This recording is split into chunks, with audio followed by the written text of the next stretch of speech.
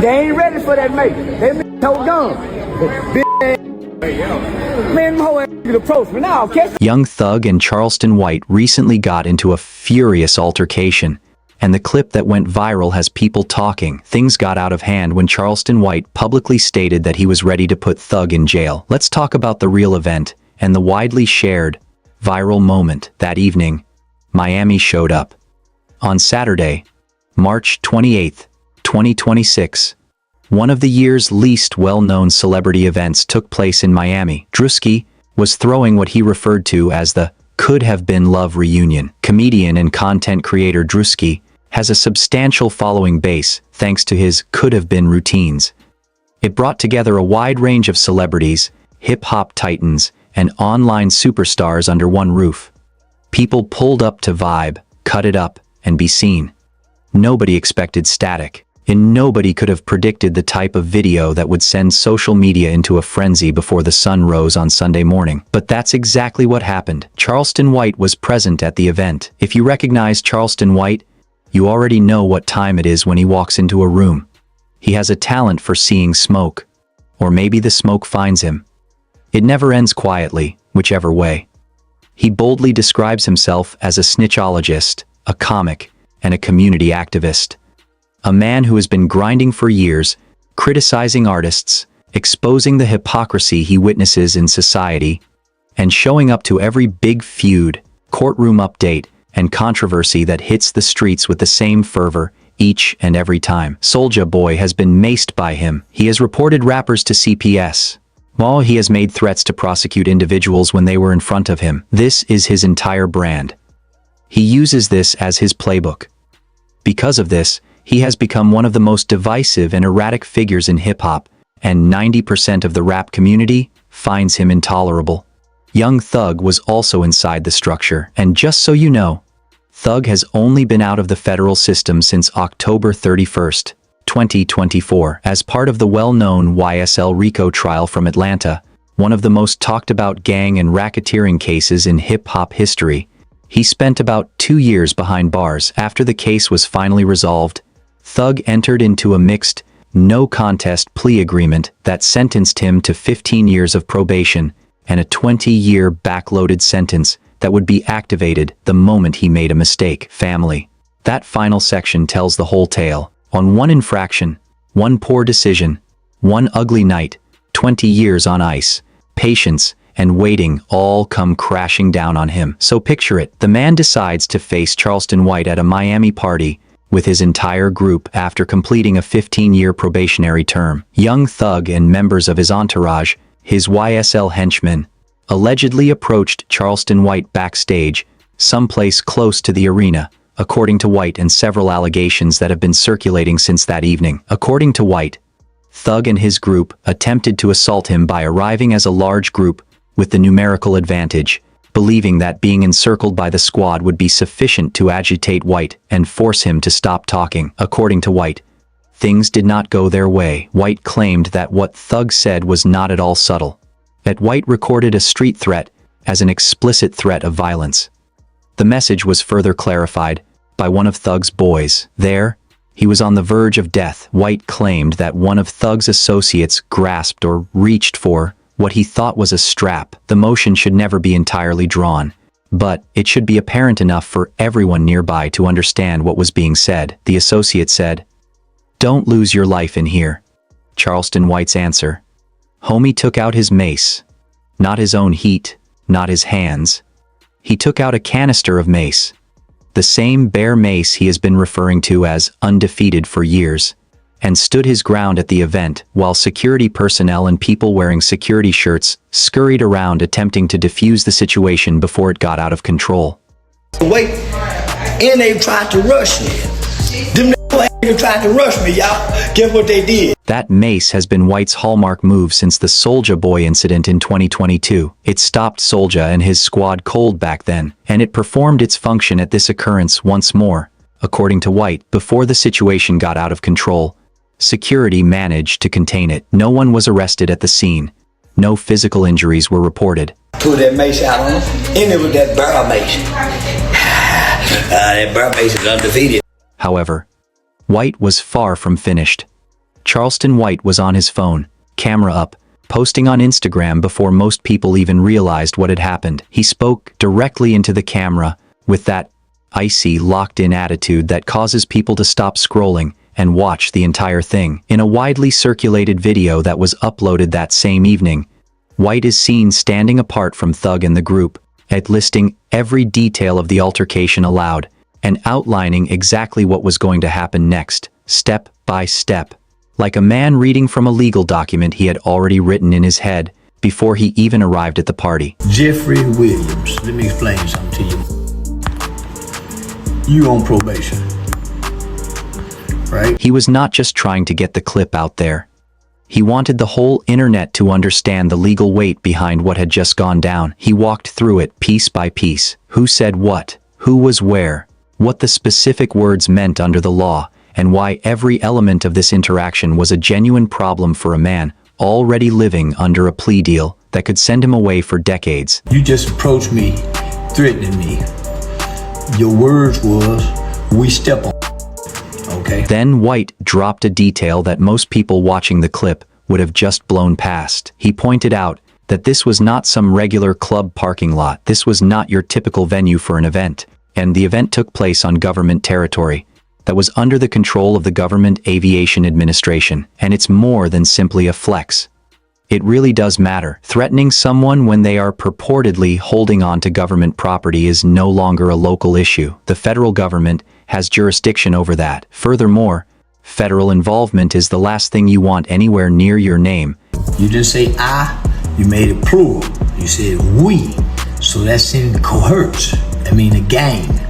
You on probation. As a man who is already on 15 years of probation and faces a 20-year term for everyone to see, White laid out a comprehensive action plan on television. As soon as possible on Monday morning, file charges with the local police, make direct contact with Thug's probation officer, and personally submit video footage that shows Thug surrounded by people White was referring to as gang members.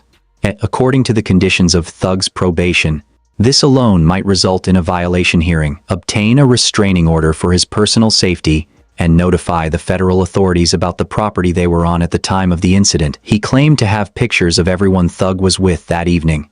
He claimed to have a video. He wasn't speaking to gain influence. While the situation was still warm, he was developing a case in real time on Instagram. That one sentence, "My words will do it," sums up Charleston White's personality and explains why some individuals regret the day they chose to confront him. He doesn't go home and wait for things to settle down. He is not going to shake it off and pretend the night did not happen. When you run up on him, he responds with documentation, with legal filings, with phone calls to probation officers, and with years' worth of patience all cashing out at the same time. By Sunday morning, the footage was everywhere. Instagram, X, YouTube, every hip-hop blog with a working Wi-Fi connection. Hot New Hip Hop had the story up almost immediately. The comment sections were overflowing with activity. Was this true? Was it all in caps? Was Charleston White truly afraid for his life? Or was this peak clout behavior? Is it possible that Thug's altercation at a celebrity link-up may result in a probation violation? Was this a completely new kind of clout chasing? Or was this the most dangerous night Thug had seen since his release? Nothing was released by Thug's squad. His attorneys remained silent. YSL didn't post anything, and that silence spoke at everything, as it always does in this specific circumstance. This was only the beginning. The history of this beef is years in the making. Before anything else makes sense, you must grasp this aspect of what transpired in Miami. Family, this did not happen overnight. It wasn't two people running into each other at the wrong time. Charleston White has spent years, not just months, investigating young Thug, and if you actually go back and listen to what White was saying, you can see that something crazy began to happen long before any of this occurred. Before the trial, before the plea agreement, before the audio leaks, and before the release, he begins to sound like a man who, before the opening titles ever played, knew how the entire film would conclude. Go back to May of 2022. As part of the Atlanta-based YSL RICO prosecution, young Thug was taken into custody. One of the biggest racketeering and gang indictments in rap history. Alongside him, 28 others were swept up.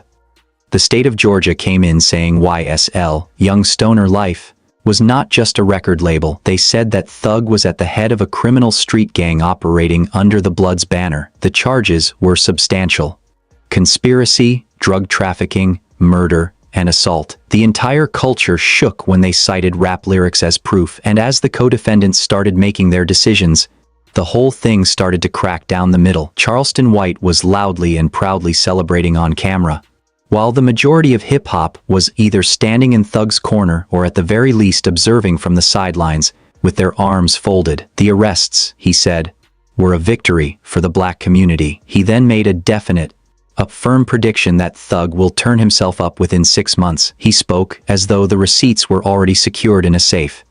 He wasn't speculating. He wasn't conjecturing. He was making a call. Thug won't out. He ain't even been gone 2 months yet. He went further than just the prediction, though. He said you could already hear the desperation leaking through, that the exterior was crumbling before the culture was willing to admit it. In a long run of interviews on CTV, the platform that hosted some of his most viral content, before he eventually parted ways with them deep in 2025. White put in real work breaking down every development in the YSL case with the kind of detail you would normally get from a legal analyst. Not some dude posting from his living room. He dismembered the other defendants. When things got really bad, he discussed the pressure the state could put on people. Yet like a hook in a hit song, he repeatedly brought it back to Thug while calling out who was going to fold. He was ridiculed by the hip-hop community for it. They referred to him as a clout chaser, a rat apologist, a hater, and a resentful old man who had no right to discuss those who were more successful than him. The culture came to a unanimous decision. Charleston White had no knowledge. He was simply noisy, inappropriate, and attention-seeking. As it happens, not so much. The YSL trial began to exhibit precisely the kinds of fissures White had been describing from the beginning, as it dragged through the entirety of 2023 and into the latter part of 2024. Deals were being made by co-defendants. Testimonies were changing. It became more difficult to convince anyone who was paying attention that a sturdy, unflappable YSL would never fold. Beneath all of that commotion, something else was subtly developing. White had been making hints about sources in Atlanta law enforcement for months, implying that he had insider knowledge and presenting his predictions in a way that left you wondering if he actually had connections or if he was simply exceptionally skilled at reading the tea leaves of a situation that everyone else was too close to see clearly. The audio then stopped, and everything went crazy. Video from what looked to be a police questioning of Thug's partner, Pee Wee Roscoe, surfaced online in August 2025. In a matter of hours, it became viral. The content of the audio seemed to pull back the curtain on what was actually happening inside those interrogation rooms during the YSL investigation. It details that hit differently against the image several people had been projecting for the public. And Charleston White, who had been building up to this moment for 3 years straight, like a rapper saving his best verse for the final track, went absolutely crazy. His reaction content from that period became some of the most viewed material he has ever put out. In one particular interview, White reacted to the audio live, his face cycling through satisfaction and amusement, and something that looked a whole lot like 3 years of waiting, finally paying off with interest. He did not accept the victory in silence. He made it as intimate as possible by going all out for scorched earth. What out of the audio, what shocked you the most, though? His answer to that question was one of the most telling things he has said in any interview, because it showed you exactly how long he had been sitting on this certainty, holding it like a card he knew he was going to play eventually. That hit differently. None of it. None of it. Because I've been telling y'all. And sliced through all the noise. Charleston White, in the middle of reacting to years of vindication coming back to him all at once, broke down on camera. He became sentimental. Actual tears sitting in front of the camera. The man who had been called every derogatory term imaginable, a troll, a snitch, the worst thing for black people, and a cancer to the culture, let all of that weight pour out. He wasn't bragging. Something that had been developing for a very long time was being released by him, and he discussed the true cost of continuing to speak, while everyone in the culture encouraged him to shut up. He mentioned that people with big platforms had put his address online. He discussed death threats, being banned from platforms, and having his videos removed. Celebrities with millions of followers spending time and effort demanding that he be silenced, wishing him and his family harm, and how all of this had been a reaction to him saying things that were now being captured on camera for the entire world to see. Then, in September 2025, White presented himself as someone actively driving the story rather than a reactor, claiming that he had personally applied pressure that led to even more material becoming public. At this point, it almost doesn't matter if you rock with that frame or not. The track record was something that no one could take away from him. After years of precise forecasts, calling shots and naming names, the receipts were now available for everyone to review. Right now, Say Cheese TV is looking at all these old videos. I told y'all Young Thug would go tell it. However, the hypocrisy angle was what really raised White's blood pressure in the months preceding the Miami scenario. And this one really has legs, because Thug returned home talking recklessly after being released from prison in October 2024. He was noisy when he got home. He pointedly and openly criticized Gunna, the co-defendant who accepted a plea agreement early in the case and was released when he returned home. Thug was out here accusing Gunna of being a rat and soft, portraying him as someone who had broken the code while positioning himself as the one who stood up and kept it in check. And White responded to all of that in a very precise and sharp way. While the recording of Thug apparently doing the same thing was ready to appear in the cosmos, he was out here calling another man a snitch when the audio stopped. Ooh, the hip-hop industry is quiet. I'm not fit to be quiet. I've been on you ass. Listen, I done got back focused. He did not calm down. When the trial was over, he wasn't finished. After Thug's release, he wasn't going to stop talking. He just kept going. Every new development was more fuel. Every rant was landing on millions of feeds. And all of that energy, all those years of predictions and accusations and call-outs and public declarations was fully loaded and present in that room at Drusky's event in Miami when Young Thug and his crew decided to pull up on Charleston White on March 28, 2026. This was not a random collision. This was years of compressed tension exploding the moment two people ended up in the same building. And now, everybody was going to feel the fallout. What happens now? Alright, let's chop it up about what all of this actually means going forward. Because the events in Miami are more than just a trending topic and a fire clip. It carries real legal weight, real consequences, and it sits inside a much bigger story about who Charleston White really is, how he has always moved, and why even the people who cannot stand him have to lock in and pay attention when he decides to operate the way he did that night. Start with the legal situation, because this is where it gets genuinely serious for Thug. Young Thug is on 15 years of probation, with a backloaded 20-year sentence that activates the moment he violates. Yet he is currently living in that reality. Any new criminal charges, any confirmed association with known gang members, any credible allegation involving weapons, threats, or behavior that contradicts his probation terms, any of that can potentially trigger a hearing that puts those 20 years back on the board. That is a significant level of exposure. Thug should approach every choice he makes between now and the end of his probation like a life-or-death chess move due to that kind of legal risk. Errors are not tolerated. Not one. And other from Thug's legal staff, White is the only person who truly understands this. Since Thug's release from prison, he has been discussing it on camera. He frequently and openly cautioned that Thug was operating on thin ice, and that one bad night would bring the entire operation to an abrupt end.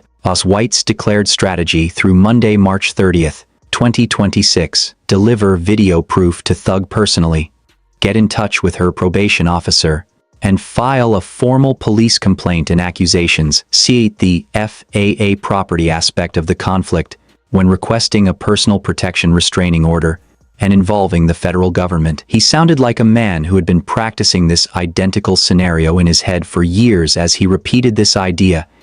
You have no business bother me, nigga, but you got the right one, Jeffrey. In several consecutive recordings, no formal charges, arrests, or court documents had been made public as of early March 30th, 2026. White's Monday morning deadline had not yet materialized, and the situation was still evolving. However, if the video of Thug reportedly on probation in the midst of a confrontation on what White alleges is federal land, surrounded by people he is classifying as gang members, was already going viral on millions of timelines, regardless of what transpires in the legal system. That, in and of itself, causes Thug issues that go beyond the paperwork. Every law enforcement officer involved in his case hears his name. It compels his probation officer to address the public reports. Every lawyer who has been meticulously maintaining his reputation since October 2024 grinds their teeth. In response to the incident, Atlanta rapper Rowdy,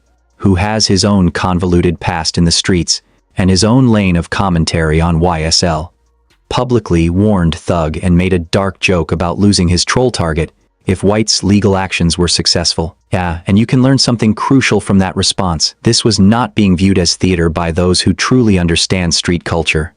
It was covered by complex and hot new hip-hop as a legitimate prospective legal drama with actual probationary consequences. It's not just two attention-seeking guys having another online spat, and nothing from Thug's camp. No assertion, refutation, or refutation. For years, Charleston White has been pointing to and noting the same radio silence as proof. Now take a closer look at the whole picture, as what transpired in Miami is just the most recent development in Charleston White's incredibly steady run that has lasted for years. White has a proven history of becoming involved in hip-hop drama, escalating situations quickly through legal and public channels, and ensuring that conflicts have real-world repercussions rather than merely fading into the background. On Instagram, he doesn't let anything go unnoticed. He moves on without accepting a handshake. The reports are filed by him. The calls are made by him. The videos are delivered by him. He ensures that the story remains alive and loud by showing up at the next media opportunity.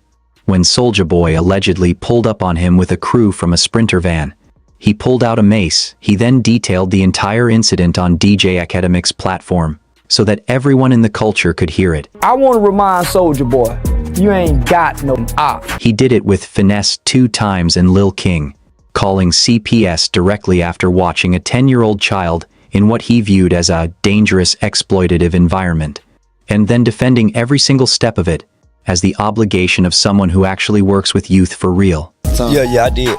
He talking about I did. Yeah, I did. What I saw in that video, the most recent video where I seen Lil King just got knocked out by another little boy they were making fight.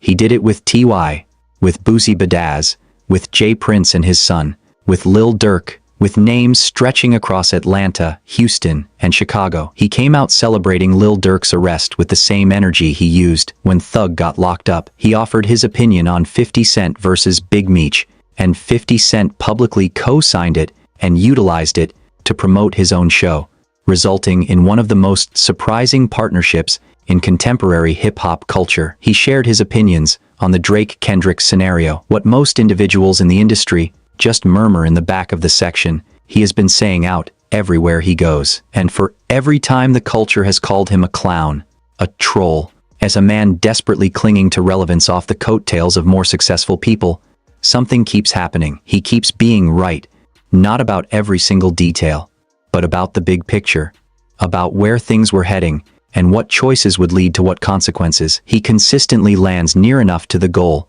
for those who dismissed him to run out of justifications. Years before it occurred, he informed the culture that YSL was not as reliable as it was portrayed to the general population. He claimed that the trial will uncover information that would cause discomfort for the culture. Before it was ever discussed, he referred to Thug as cracking. It is currently 2026.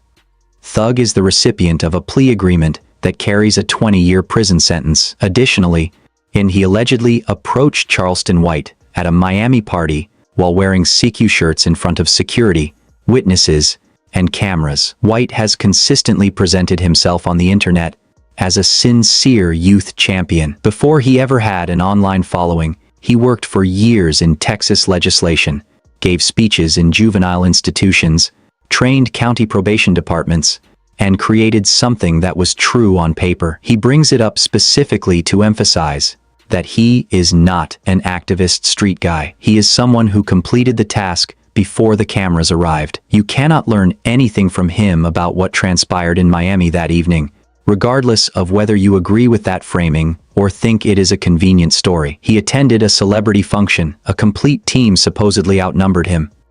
He didn't freeze. He didn't flee. Yet he took the mace out. 10 toes down, he stood.